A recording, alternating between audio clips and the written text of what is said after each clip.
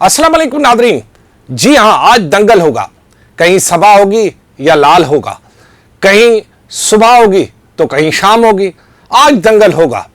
आज कहीं जीत की खुशी में शहनाइयाँ बजेगी तो कहीं हार का गम और धरने होंगे। कहीं ढोल की थाप पर नाच गाना होगा यानी झूमना होगा, तो कहीं जो है वो अपने टीवी का स्विच ऑफ करके इसलिए सो जाएंगे कि क्या हुआ और क्या होने जा रहा है। कहीं फॉर्म 45 और 47 की गूंज होगी तो कहीं धांधली का इल्जाम होगा। कहीं किसी किसी पोलिंग स्टेशन पर हाथापाई होगी तो कोई धक्कम फेल भी होगी, और कहीं पर डब्बे चोरी करने या वोटर को वहां से भगाने में कामयाबी के राज भी सामने आएंगे। आज दंगल होगा। आज दंगल होगा सिंध की हुक्मरान जमात पाकिस्तान पीपल्स पार्टी और उनके मुखालिफ इत्तेहाद GDA, PTI, JUI और दीगर कॉम्प्रेस जमातें जो कि इस वक्त मैदान में हैं कैनाल्स के मामले को लेकर, वो सब के सब आज उमरकोट में होंगे। उमरकोट जो कि बादशाहों का शहर था, लेकिन आज वहाँ के हालात कुछ अच्छे नहीं हैं। लेकिन आज का दिन ज़रा हटकर है। वहाँ पर जब हमने इस पूरी सूरत हाल पर तफसीली बातचीत के लिए मुख्तलिफ दोस्तों से रब्ता किया तो उन्होंने जो बताया वो भी इंतहाई अहम था। उनका ये कहना था कि ये एक तो ज़िमनी इंतखाब है, ज़िमनी इंतखाबात में वोट कम पड़ता है, टर्नआउट कम होता है।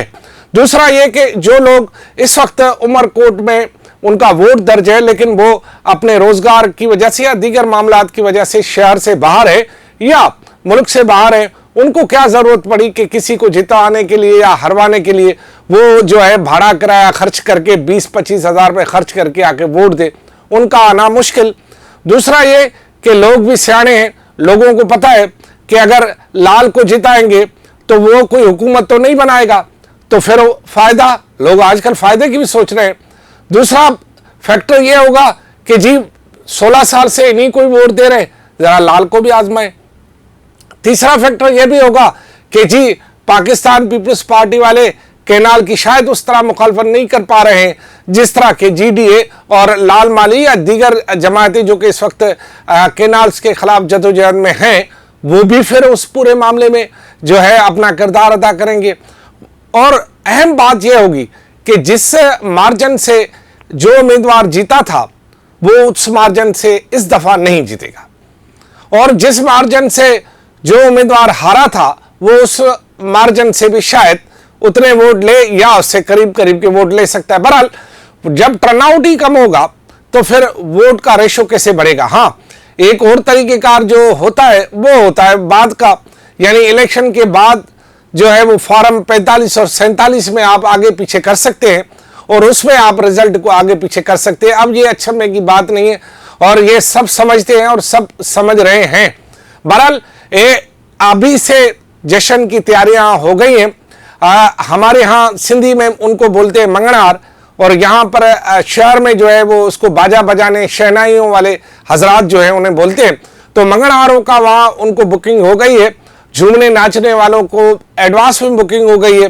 कहीं वो इस वक्त अपने जो है तैयारियां मुकम्मल कर रहे हैं। कोई मूछों को ताव दे रहा है, कोई पगड़ी पहन रहा है, कोई नए नए कपड़े बना रहा है, और कोई वहां पर जो है एहतजाज की सोच रहा है, क्योंकि उन्हें पता है कि एहतजाज ही वाहिद रास्ता है। बहरहाल धांधलियों के इल्जामात भी लगेंगे। ये हो ही नहीं सकता, इलेक्शन हो, पाकिस्तान में हो और फिर सिंध में और सिंध के उमरकोट में और धांधली का इल्जाम ना लगे, सवाल ही पैदा नहीं होगा। इल्जाम तो लगेंगे, इल्जाम लगेंगे और इल्जाम लगने भी चाहिए, क्योंकि यहाँ पर फेयर इलेक्शन होते ही नहीं है। जब फेयर इलेक्शन होते ही नहीं है तो इल्जाम लगाने वाले का क्या है, इल्जाम क्यों ना लगाए। भला इतना भी उसको ना हो कि वो देख रहा है अपनी आंखों के सामने कि सब कुछ हो रहा है तो फिर इल्जाम भी ना लगाए। इल्जाम लगाना तो उसका राइट है, फितरी हक है, और वो उस हक को जरूर इस्तेमाल करे। लेकिन दूसरी जानिब जो जश्न है, बताया जा रहा है कि आज के नतीजे को लेकर कल जो है इसका जश्न जो है वो हैदराबाद में मनाया जाएगा, और जब कल उसका जश्न हैदराबाद में मनाया जाएगा तब हैदराबाद की सूरत हाल कुछ मुख्तलिफ ही होगी, क्योंकि सिर्फ हैदराबाद में एक हटड़ी बाईपास पर जश्न नहीं होगा, बल्कि सिंध के दूसरे बॉर्डर यानी दूसरे शहरों में एहतजाज भी होगा। एक तरफ जो है वो उमरकोट के सीट जीतने की खुशी में वहां पर जश्न होगा, तो दूसरी तरफ कैनाल्स को लेकर जो इस वक्त वकला मैदान में है वो सड़कें ब्लॉक कर चुके होंगे, और उसके साथ जो है वो 18 अप्रैल को वो सड़कें ब्लॉक कर चुके होंगे। 18 अप्रैल को जो जलसा है वो कल होने वाला जो है उसके हवाले से भी बड़ी बातें सामने आएंगी।